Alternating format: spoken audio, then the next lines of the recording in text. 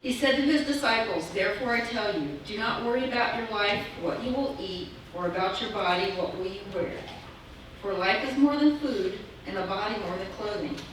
Consider the ravens. They neither sow nor reap. They have neither storehouse nor barn, and yet God feeds them. Of how much more value are you than the birds? And can any of you, by worrying, add a single hour to your span of life? If then you are not able to do so small a thing as that, why do you worry about the rest? Consider the lilies, how they grow. They neither toil nor spin. Yet I tell you, even Solomon in all his glory was not clothed like one of these. But if God so clothes the grass of the field, which is alive today and tomorrow is thrown into the oven, how much more will he clothe you, you of little faith? And do not keep striving for what you are to eat and what you are to drink, and do not keep worrying. For it is the nations of the world that strive after all these things, and your Father knows that you need them. Instead, strive for his kingdom, and these things will be given to you as well. Do not be afraid, little flock, for it is your Father's good pleasure to give you the kingdom. Sell your possessions and give alms. Make purses for yourselves that do not wear out, an unfailing treasure in heaven, where no thief comes near and no moth destroys. For where your treasure is, there your heart will be also. Be dressed for action and have your lamps lit, like those who are waiting for their master to return from the wedding banquet, so that they may open the door for him as soon as he comes and knocks. Blessed are those slaves whom the master finds alert when he comes. Truly I tell you, he will fasten his belt and have them sit down to eat, and he will come and serve them. If he comes during the middle of the night or near dawn and finds them so, blessed are those slaves. But know this, if the owner of the house had known at what hour the thief was coming, he would not have let his house be broken into. You also must be ready, for the Son of Man is coming at an unexpected hour." Through these words, our God is still speaking. Thanks be to the Lord for still speaking God. Well, I'm just enjoying sticking my neck out, I'll tell you. Hey. In our passage, Ray couldn't be more on the money as we consider the world situation right now. Now, I know that there's not one single person in this sanctuary this morning, or watching virtually, that worries or gets anxious about anything. Am I right? Well, I thought. No one feels or finds their blood pressure rise a few points if they go to the doctor, get some unexpected diagnosis that's going to change their life, right? And of course, there's never any anxiety or worry the day of surgery arrives, is there? You would feel a whole lot more mellow once we get that shot there referred to as the I don't give a darn shot. Then we have the second portion of our reading that deals with being ready. The two subjects really go together because if we're ready, then we haven't got time to be anxious or worried about the future, have we? Some news articles last month talk about how worried our nation is over something that's a global issue and not just a national issue.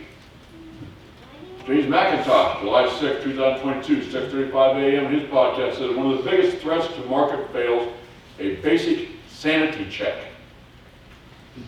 The threat is that households are the most depressed than they've been since the University of Michigan began its long-running Consumer Sentiment Index in the 1950s. When consumers are worried about their finances and the economy, the danger is a self-fulfilling cut in spending that brings on a recession. Sanity check? Really? Worse. And when lines of cars waited for hours for fuel in a deep recession in 1974, if it was even available. Worse than when unemployment was almost double the current level, and inflation in double digits in 1980, when interest rates were 14.5%. Worse than after 9/11 attacks, or when the global banking system was on the brink of failure in 1908. Try again. 2008. Come on. Another podcast. Americans are freaked out about economic collapse. But for the real deal, look to Sri Lanka and its presidents who fled in the dead of night. The economic collapse in Sri Lanka is far worse. This is Alina Petros in July 15, 2022, 2:47 p.m. Her podcast of Fortune features. So amid recession fears, a bear market, and rising inflation, Americans are worried whether the economy can get worse. Compared to Sri Lanka, the current U.S. economic troubles are minor, I would guess. So you may remember the name Rick Majerus. He's the late former basketball coach for the men at the University of Utah. He once captured a common concern still today this way. Everybody worries about the economy this year. Hey, my hairline in recession, my waistline is in inflation, and altogether, I'm in depression. It makes you wonder, can you really be ready or properly prepare yourself for anything if all you do is run around being anxious and worried all the time? When we were kids a few years ago, remember that? Okay, a few decades ago or so. We all played that game, hide and go seek. Remember that game? That was a lot of fun. The darker the evening it got, the better it made it harder to find them. And we had a big tree out front of the house, and we used to climb the tree. It made it real hard to find us. Problem is getting down quick enough to get back to base. And it was a neighborhood situation. We all played. It was like 10 or 12 of us out there. Pick one of the houses, and that was our base for the night. But then you always had that one person. You had the guy count from 1, 2, 3, 4, 5, 6, 7, 8, 9, 10. You're not here I come. By the time you got to the middle of the game, it was 2, 4, 6, 8, 10. Here I come. At some point you catch that someone still trying to find a good place to hide. And the first complaint was, hey, that's not fair, I'm not ready. Oh, that's not my tough luck, I counted. Well, something like that's going on in our text today. The master's off the wedding banquet. The servants are at the family farm, some are alert, ready for his return, some are not ready. The countdown's begun. No one knows exactly when the master will return. At the end of the story, Jesus says, you must be ready. The Son of Man is coming at an unexpected hour. Clearly, Jesus is talking about the second coming. Clearly, Jesus is speaking of his return at the end of the world. And clearly, we must be ready to meet him when he returns in power and majesty. We just don't know what it's going to be. But we're called to wait with patience and act with faithfulness like good servants. Because the countdown has begun. You know, we live between lightning and thunder. The first coming of Christ is like the lightning. Then we wait. And then comes the thunder. When we see the one, we know the other's going to follow. You can sometimes count between lightning and thunder to find out how far away the storm is. Countdown has begun to start. 1, 2, 3, 4. The second coming of Christ is like that. We know it's coming. We just know when he will arrive. Between lightning and thunder, we are called to wait with patience and faith, and act with faithfulness and obedience to the Master's teaching. That count has begun for the second coming. In addition, if you think about it, the countdown has begun for our death. At death, as well as the second coming of Christ, we must be ready to meet the Lord face to face. We don't know when we're going to die, how we're going to die. We're called to wait patiently and act faithfully in this in-between time. Ready or not, here I come, Jesus said. But you know, we are so worried today about unimportant things that we're never ready for the really important things that do happen. It's like getting ready to go somewhere special. You start getting ready early so that you're going to be early and ready to go when it's time. Then you look for your spouse. Are you ready? Only to find them giving you a list of small, unimportant things they got to do. I got to feed the dog. I got to give water to them. I got to do this, I got to do that. They ain't even anywhere near ready yet. They're so tied up with all the unimportant things. They've lost focus on the importance of getting ready for this event that they're supposed to be going to, and the significance of that important event. In our passage, Jesus forbids anxious thoughts and worries. Jesus never ordered any person to live in a shiftless, thriftless, reckless way. But he did tell us was to do our best and leave the rest to him. But some argue they can't stop worrying. We've already decided nobody here ever worries, right? Correct? Yeah. Remember you talking to the pastor here. So how do we avoid this thing called worry and anxiety? Only faith can free us from the anxiety caused by greed and covetousness. It is good to work and plan responsibly. It's bad to dwell in all the ways our planning could go wrong. Worry is pointless because it can't fill any of our needs. Worry is foolish because the Creator of the universe loves us and knows what we need.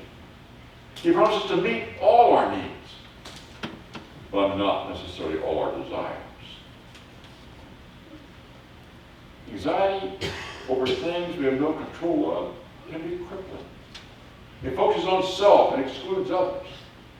It concentrates attention on physical needs and misses out on the rest of life. It's a compulsion, a distraction, a fragmentation of one's life. Driven by fear of losing real life, it becomes itself the cause of loss of real life. Just introduced to such debilitating fear is the assurance that God gives us his kingdom. He gives his kingdom to his flock. It's God's kingdom in all its present as well as its future reality. If we're busy doing what God has called us to do, following the examples that Christ has left for us, and doing the very best we can do, then why are we wasting our time being anxious about things we can't control, about things that are going to happen the next day that we have no control of what's going to do it? Mark Richardson adapted a story from Larry Henning, a story called Ready to Risk. You know, it feels like summer across the country. Many schools will be back in session here the next week or two. Here's a story for all the teachers and students and school personnel who are ready to get back for another academic year. Lutheran pastor Larry Henning tells you a story about when he was in 4th grade. You all remember back to your 4th grade years? He writes, our teacher, Mrs. Cannon, would periodically leave the room and say, I'll be back in a few minutes. Just work quietly at your desk and on your math worksheets. Now, my friends and I tried hard to figure out just when Mrs. Cannon was coming back. We'd take turns periodically to go to the door, seeing if indeed she was returning. Why the obsession, exact timing of her return? Because in her absence, we were throwing chalkboard erasers around the room and didn't want to get caught by her sudden, unexpected reappearance. Miss Cannon was a good teacher who was nice most of the time. But her wrath in response to willful disobedience was a formidable thing to behold. Meanwhile, our classmate Elaine never worried about just when Mrs. Cannon might return. Why? Because Elaine would be at her desk the whole time faithfully doing her math. Faithfully doing what Mrs. Cannon asked her to do. When Mrs. Cannon would return, there would be Elaine, sat at her desk, faithfully working. Elaine was so good. So I wonder whatever happened to Elaine. The purpose of sharing this story is a story that some of us may have a variation on. It suggests an analogy the gospel reading. Mr. Elaine is doing the work the teacher has asked her to do and set before her. So whenever the teacher returns, she's busy engaged in the work. She has no need to fear the return of the teacher, unlike the boys in the story. None of you have ever done that, have you? Throw spitballs at each other, the teacher walks out. Pass notes around the room, the teacher walks out. Get up, run around, the teacher walked out. Yeah, right. In our lives, like Rabbi, the teacher from Nazareth, has given us work to do as well. We are to live in those who belong to God. We are to love as those who belong, those who are loved by God. If we're faithfully engaged in such work for the sake of Christ's realm, then we need not fear, we don't need to worry, we don't need to be anxious about those times of Jesus in our lives. If Jesus returns in the form of a stranger, or alien, or outcast, we're going to be ready. For our hearts are turned toward God. We've faithfully done the work. And in love, we're supposed to be doing. Jesus tells us, bend all your life to obeying God, to obey His will, to rest content in that. So many people give all their effort to heap up things which are in their very nature cannot last. You need to work for things which will last forever. Things which you need not leave behind. When you leave this earth, or which you can take with you. Seeking the kingdom of God means making Jesus Christ your life. You must control every area of your life. Your work, your play, your plans, your relationships. Is God's kingdom only one of your many concerns? Or is it the central to all you do? Are you holding back some area of your life from God's control? As Lord and Creator, He wants to help provide what you need, as well as guide how you use what He provides. Take a story of a businessman visiting a beautiful tropical island. On seeing a fisherman unloading a modest catch of fish, asked him what he's going to do with the fish. What are you going to do the rest of the day? He said, well, I'm going to sit with my family, walk with my children, spend time with my wife, and cook supper. The businessman said, well, you ought to hire some men to help you. He said, why? You catch more fish. So that you could make more money and buy more boats. Well, why do I need more boats? So that you can have other people do your fishing for you. Now, why do I want other people to catch fish for me? So that you can take time off, go to some exotic place for vacation, spend time with your family and children, and the businessman walked away, reevaluating his own life. Well, the fisherman took his catch to market, spent the rest of the day with his family. Just said that where our treasure is, there our hearts will be also. We just talk about the fundamental orientation of our lives. What is most important to us? Let's repeat this saying backwards that made more sense to me. Where your heart is, there your treasure will be also. I thought he was saying our money would follow our heart's desire. Put your money where your heart is, I suppose that too could be true. But it's not what Jesus said. He was saying to us that the money goes towards something first, and our heart will follow. These words have special significance to the early church, I think. Get your life in order. Rely on God for the things that you need. Give yourself an attitude adjustment, because Jesus is coming. And you better darn well be ready. We just don't know when that's going to happen. It has a lot more weight than a bumper sticker I saw a few years ago. Jesus is coming back. Look busy. Longer bumper sticker could have read, Jesus is coming. Don't be afraid. Sell what you have. Give to the poor. Put your wealth where you want your heart to be. It's kind of closer to the point. But it's a bit too long to read at 65 miles an hour running down the highway. Of course, it gets real clear real quick if the guy in front of you slows down. You know, too many times we get so absorbed with the goods of life, we're easily blind to the good life to come. But the kingdom is also a present reality. Wherever God's rule over life is acknowledged, there his kingdom is present. Trusting in God's providence frees one from cares, worries, and anxieties in life. The kingdom is also a social reality. Jesus told his disciples, the kingdom of God is in the midst of you, in Luke 17:21. Those who receive the gift of God's kingdom are no longer lonely, egocentric individuals, grasping for life, but members of a company of trust and faith, sharing a full life only God can give us. Christ said you must be ready. The Son of Man will come at an hour you do not expect it. Jesus repeatedly said that he would leave this world, but would return at some future time. He knows that his kingdom is being prepared for his followers.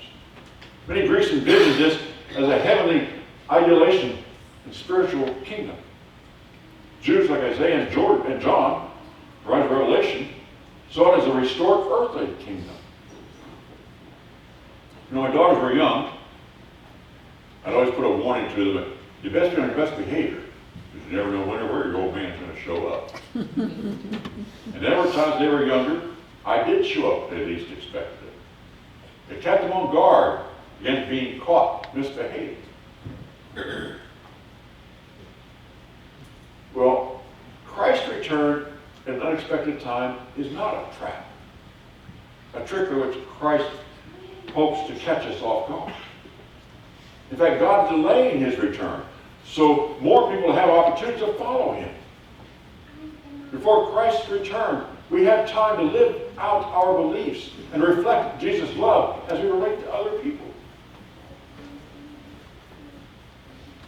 We experienced the death of a resident last month whose granddaughter was a member of our staff at Trinity Community Fairborn and now works for Beaver Creek Community. In the last hours of her life, Helen made a request that caught her granddaughter and others off guard. She told Renee, cover me up. She asked her to repeat the request. Helen said, cover me up. So I'll be ready when God comes for me. People who are ready for their Lord's return are not hypocritical, but sincere. Not fearful, but ready to witness. Not worried, but trusting.